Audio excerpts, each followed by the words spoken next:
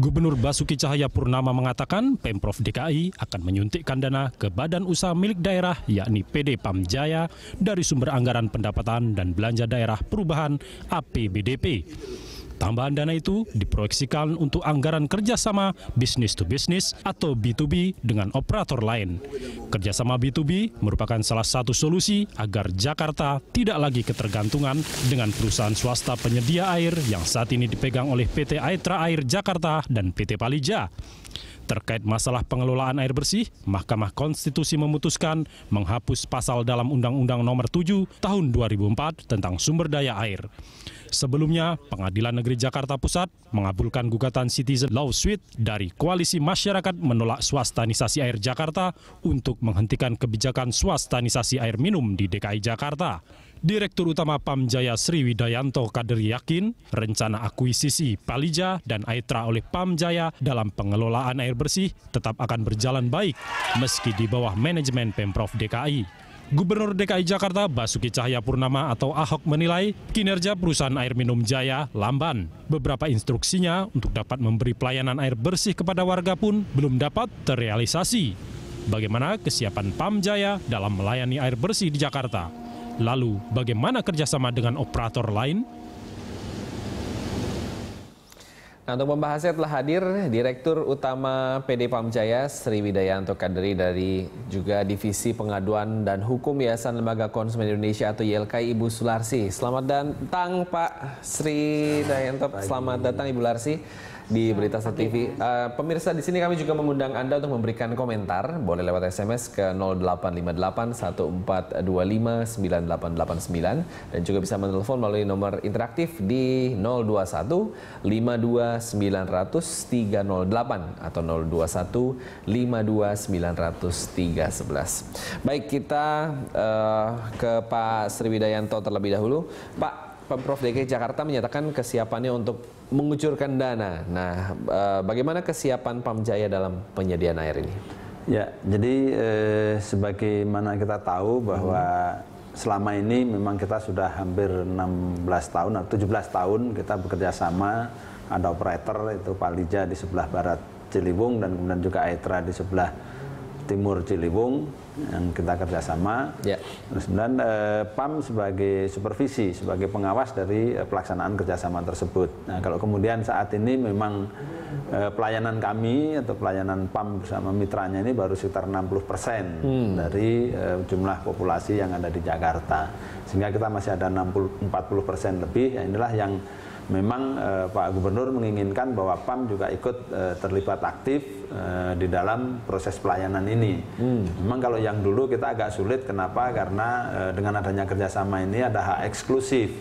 Tapi dengan kemudian adanya putusan baik itu dari Mahkamah Konstitusi maupun juga putusan pengadilan terkait dengan tuntutan warga masyarakat, sehingga statusnya kan bisa dibilang semi status quo. Sehingga kami mengkhawatirkan, Pak Gubernur juga mengkhawatirkan bahwa pelayanan ini akan berkurang. Karena pelayanan berkurang sehingga Pak Gubernur akan memerintahkan kami untuk melayani masyarakat-masyarakat terutama di daerah pinggiran yang memang saat ini pun juga belum terjangkau layanannya oleh kedua mitra. Kurang lebih seperti itu ya. Nah, Ibu Larsi sendiri tanggapan dengan adanya suntikan dana itu gimana? Sebenarnya ini bagus juga ya. Artinya ya keinginan masyarakat dengan swastanisasi itu kan juga tidak memberikan jaminan, dan ini menjadikan suatu pengalaman juga yang selama ini tadi sudah dikatakan bahwa maksud untuk swastanisasi pinginnya adalah pelayanan kepada masyarakat itu adalah baik, tetapi yang terjadi malah justru tidak sesuai dengan janji-janjinya pada saat awal melakukan suatu revitalisasi pada saat itu gitu. Nah, untuk pelayanan bukan hanya untuk di daerah pinggir ya sebenarnya, untuk di daerah yang di tengah saja, maksudnya di pusat kota saja, ini pelayanannya pun juga sangat menurun gitu. Artinya bahwa PAM sejak sebelum tahun 2011 ini kan pengaduan selalu mendominasi atau masuk dalam 5 besar pengaduan YLKI. Namun setelah 2012 ini pengaduannya kan semakin menurun, artinya menduduki urutan yang ke-7, kemudian ke-13. Nah, saat ini adalah ke-13. Permasalahan ini adalah bahwa terkait dengan pelayanan tadi, semakin konsumen ini tidak mengadu. Ini ada apa? Apakah sudah karena sudah apatis melakukan pengaduan, tapi itu adalah tidak ada suatu respon?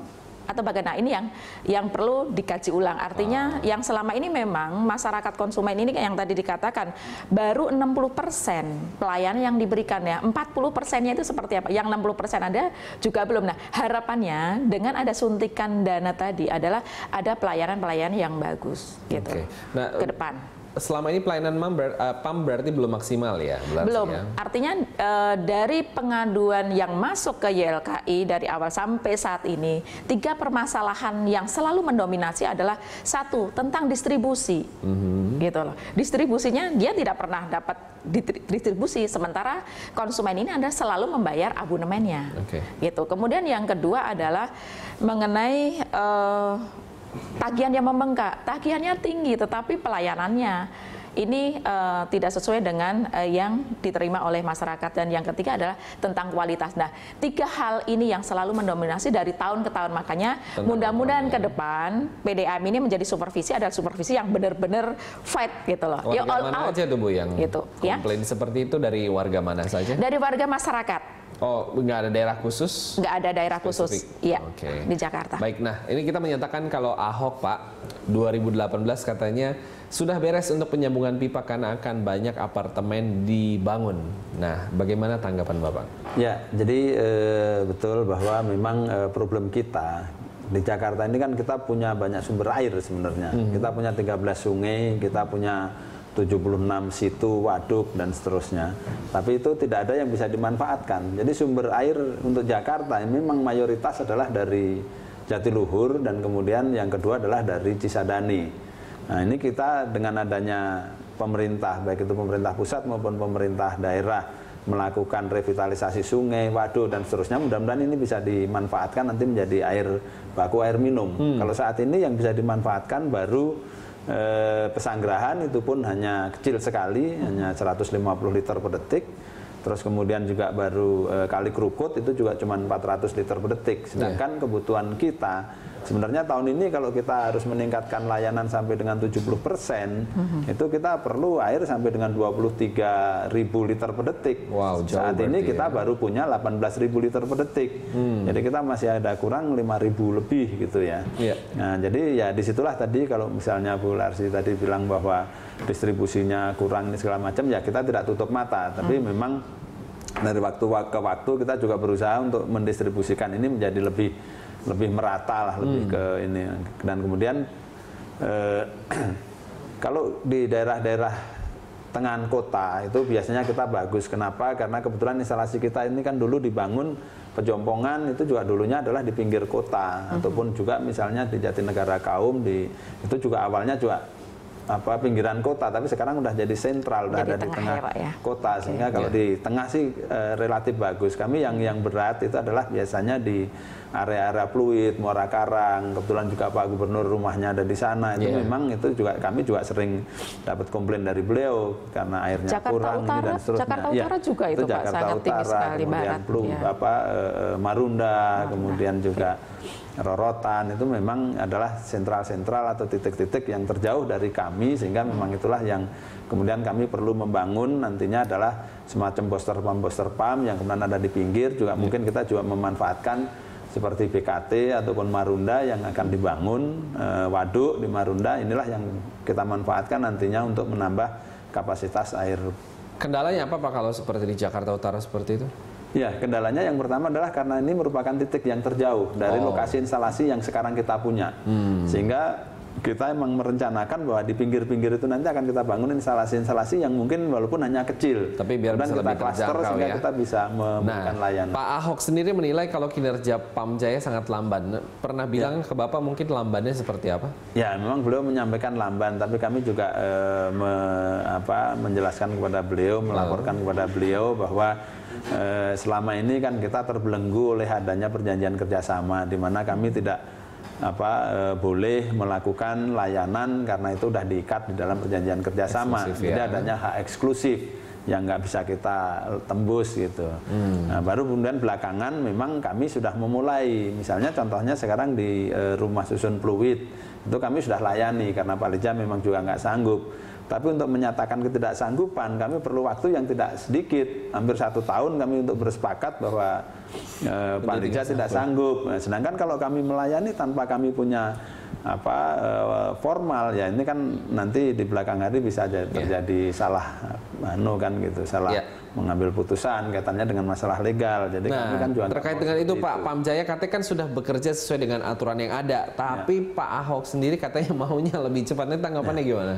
Ya, jadi ya tadi kalau kan nanti kita sudah punya aturan itu, ya kita sekarang juga udah bisa mulai bergerak lebih cepat.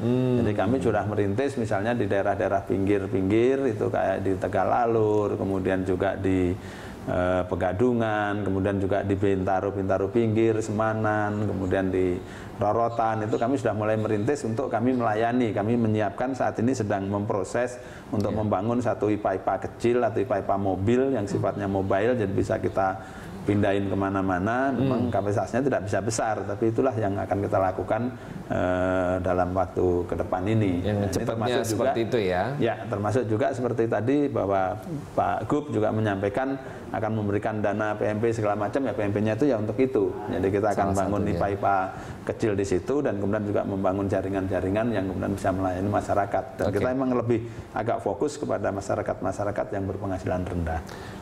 Bu Larsi, secara singkat saja nih ya, apa yang harus dilakukan oleh Pamjaya untuk memperbaiki pelayanannya? Yang pertama memang gini, satu yang dikeluhkan kan memang distribusi ya. Distribusi air ini kan memang bagaimana cara kita mendapatkan suatu distribusi. Nah, satu hal bahwa kita kan harus menggunakan sistem bahwa kan Pak Gubernur ini juga sudah melakukan yang namanya sumur-sumur resapan. Nah, sumur resapan itu akan berhasil kalau itu adalah ada partisipasi warga. Artinya jangan sampai air yang mengalir itu adalah langsung ke laut. Kalau bisa adalah semakin banyak air yang meresap ke bumi, artinya bahwa kita juga akan sangat banyak mendapatkan air bersih gitu. Tapi kalau air ini adalah dibiarkan lebih banyak yang mengalir untuk ke laut, maka semakin kecil juga kita untuk mendapatkan air bersih. Sementara kita sumber air adalah sangat sedikit sekali gitu. Itu baru satu Bu ya. Nanti akan kita lanjutkan di segmen berikutnya. Tetap bersama kami pemirsa, Jurnal Pagi akan segera kembali.